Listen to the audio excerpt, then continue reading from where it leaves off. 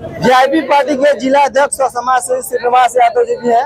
और आपको बता दें कि देखिए सिवान से पूरा बिहार बंद है और बंदी में यह भी शामिल हुए हैं। इनसे बातचीत करेंगे और जानने का प्रयास करेंगे कि इस बंदी का असर कितना देखने को मिलेगा। बिहार बंद है, सिवान आप लोग बंद किए हैं, सड़क पर उतर गए हैं, क्या कुछ मांग है आप लोग की? मांग है कि जो चुनाव आयोग द्वारा पुनः निरीक्षण वोट के लाया गया है मतदाता सूची में संशोधन करने के लिए, उसी के खिलाफ हम लोग आज आंदोलन हो रहा है। बाकी एनडीए के लोग तो बोल रहे हैं कि सही है यार, ऐसा होना भी चाहिए क्योंकि बहुत लोग पहले मौत हो गए और उसके नाम पर भी लोग वोट कर। अच्छा, हम एक बात बताइए कि कोई घटना घटती है, जैसे सत्ता पक्ष के रहते हैं, सरकार के लोग रहते हैं, वो कहते हैं कि हत्या हुआ है, और वो तो कह रहे कि सरकार अपनी काम कर रही है।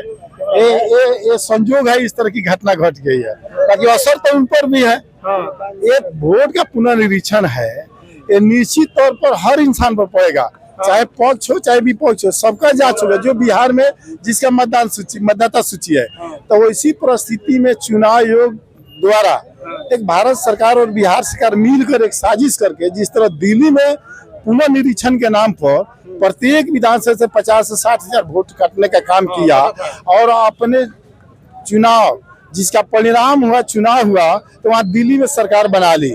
उसी तरह वो चाह रही थी कि बिहार के जनता तो उसको नकार दी है। और सर्वे रिपोर्ट के अनुसार ये रिपोर्ट आया है कि बिहार में इंडिया गठबंधन की सरकार बनना तय है। तो इसी परिस्थिति में जो व्यक्ति है आगे, तो कोई ना कोई हथकंडा अपने करेगा, कोई ना कोई उपाय करवे करेगा कि फिर मैं पुनः सत्ता में आ जाऊं। तो उसके लिए पुनः वोटर माध्यम के वोट के पुनरीक्षण के माध्यम से इस तरह का प्रयोग किया है कि हम इस तरीका से एक पंचायत में, इसमें एक पंचायत में न्यूनतम अगर 100 गो वोट हम छांट देंगे, मैंने लगभग एक पंचायत में 8,000, 9,000, 10,000 वोट होता है। अगर उसमें से 100 को मतदाता हटा देंगे, एक विधानसभा में 40-45 पंचायत होता है, तो लगभग 40-45 हजार वोट आसानी से छट जाए। किसी को जानकारी नहीं होगा, वोट भी छट जाएगा। तो अगर जब चुनाव होगा, चुनाव रिजल्ट कितना पर होता है, 10,000, 15,000 के बीच के अंतराल रिजल्ट होता है। तो इसी परिस्थिति में एक विधानसभा में 40-45 हजार इंडिया गठबंधन समर्पित अगर मतदाता को छाट दिया जाएगा, तो स्वतः है कि चुनाव से वंचित रह जाएंगे। और जब वंचित रह जाएंगे, सरकार बन जाएगी, तो 2029 में एक बात फिक्स है कि देश में नरेंद्र मोदी ऐसा आदेश जारी लगा देगा कि कभी देश में चुनाव नहीं होगा। जो व्यक्ति प्रधानमंत्री रहेंगे वो रहेंगे आजीवन, उसके आरएसएस के हाथ में चंगुल में चलेगा। लोकतंत्र खत्म हो जाएगा, फिर से राजतंत्र आ जाएगा। अब समझ, लोकतंत्र खत्म करने का यही उपाय है कि जिस वोटर को चुनाव आयोग दिल्ली में मीटिंग किया, पूरे बिहार के सभी गठबंधन के जिसका राष्ट्रीय पार्टी है, उसके जिला सचिव और जिला अध्यक्ष को बुला के उन्होंने मीटिंग किया।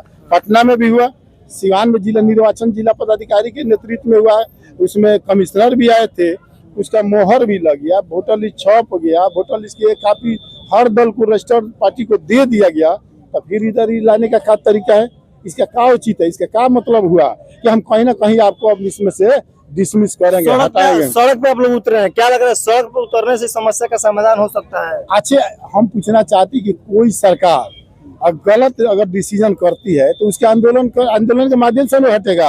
आज कोई घटना घट जाती है, अगर प्रशासन बात नहीं मानते है तो लोग आंदोलन करते हैं कि नहीं, घेराव करते हैं कि नहीं, तभी नहीं उसकी बात मानी जाती है। तो निश्चित तौर पर अभी सिग्नल दिया गया है, अगर इससे अपना आदेश वापस नहीं लेते हैं तो इससे भी बड़ा आंदोलन 18 तारीख के बाद शुरू होगा। चलिए, बहुत बहुत धन्यवाद। तो चलिए आपको बता दें एक बार फिर से कि वीआईपी पार्टी के जिला अध्यक्ष श्रीनिवास यादव जी थे, इनसे हमारी बातचीत हुई।